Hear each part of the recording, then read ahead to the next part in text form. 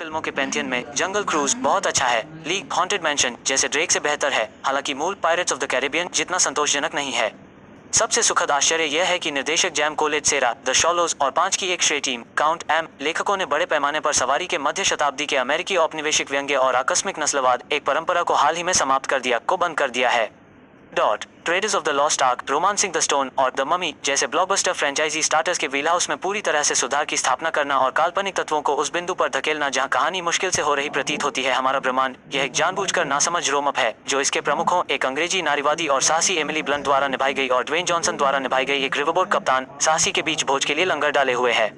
विशेष रूप से हालांकि भले ही सितारों की वेशभूषा और एक जलप्रपात अनुक्रम क्लासिक द अफ्रीकन क्वीन को उद्घाटित करती है, जॉन हस्टन की हास्य रोमांस एक्शन फिल्म जिसमें हम्फ्री बोगार्ट और कैथरीन हैपन ने अभिनय किया है, देखने लायक है अगर आपने इसे कभी नहीं देखा है। दोनों के बीच यौन रसायन विज्ञान कोई नहीं है। कुछ क्षणभंगुर क्षणों को बचाएं, जैसे कि जब फ्रैंक नायका के हाथ से क्रैंक किए गए मूक फिल्म कैमरा को उठाता है और उसकी स्नेही छवियों को कैप्चर करता है। कभी कभी ऐसा लगता है कि लीड एक भाई और बहन की तरह एक दूसरे की वसीयत के बजाय एक दूसरे की जरूरत महसूस करते हैं, नहीं करते हैं। 4/4 ब्लॉकबस्टर किंग जॉनसन अभिनीत फिल्मों में यौन गर्मी की कमी अक्सर अजीब तरह से एक बग या शायद एक विशेषता होती है, हालांकि जॉनसन के HBO नाटक बॉलर्स पर नहीं। ब्लंट रोमांस को बेचने के लिए पर्याप्त से अधिक आकर्षक दिखने के लिए रुचि रखता है, लेकिन उसका प्रमुख व्यक्ति शायद ही कभी उसे वापस प्रतिबिंबित करता है। सौभाग्य से फिल्म के कड़े निर्माण और विपुल एक्शन दृश्य इसे आगे बढ़ाते हैं और ब्लंट और जॉनसन कहानी की मांग के अनुसार ऊर्जा की अदला बदली करते हुए अदम्य बल अचल वस्तु को अच्छी तरह से गतिशील करते हैं।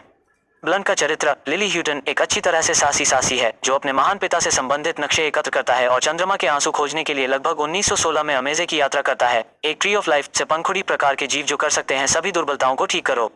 तो और उसका फुर्तीला लाड़ प्यार करने वाला भाई मैग्रेगर जैक व्हाइटहॉल फ्रैंक कप्तान वोल्फ जॉनसन को उनके गंतव्य पर लाने के लिए किराए पर लेता है।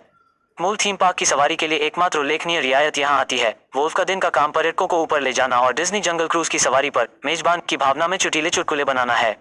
मिशन पर जॉनसन तुरंत एक कर्कश लेकिन अजीब पुराने खट्टे वाइब एक ला जॉन वेनिया हैरिस फोर्ड में बस जाता है और इसे पर्याप्त रूप से बसाता है। भले ही उत्साही लगभग बचकाना आशावाद विश्व थके हुए कर्कशता की तुलना में उसके लिए अधिक स्वाभाविक रूप से आता है। चरित्र खिलाड़ियों के साथ ढेर कर दिया गया है। पॉल जियामाटी एक सोने के दांतेदार धूप से झुलसे कार्टूनिस्ट इतालवी बंदरगाह मास्टर की भूमिका निभाते हैं जो फ्रैंक को कर्ज में रखने से प्रसन्न होते हैं। एडगर रामरेज एक विजय प्राप्त करने वाले के रूप में डरावना है जिसके सदियों पहले के अभिशाप ने उसे जंगल में फंसा दिया था।